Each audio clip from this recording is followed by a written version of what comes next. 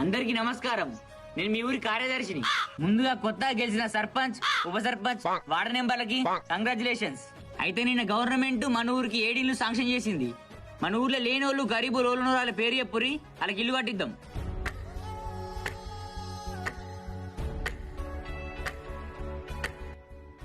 అబ్బా, ఈ కొత్తగా గెలిచిన వాళ్ళు లేనోళ్ళకి ఓళ్ళకి ఇల్లు ఇద్దామా అని గంతానని డిస్కస్ చేసుకుంటారు.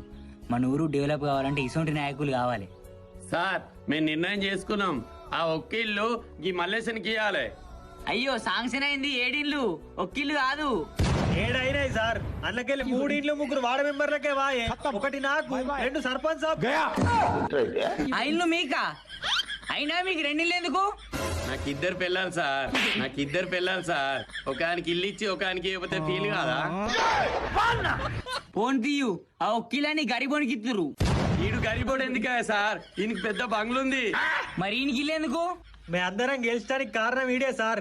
ఎలక్షన్ల అప్పుడు మా కోసం మందు పైసలు మస్తు వంచిండు, అందుకే ఒక్క లీనికే ఇయ్యాలి.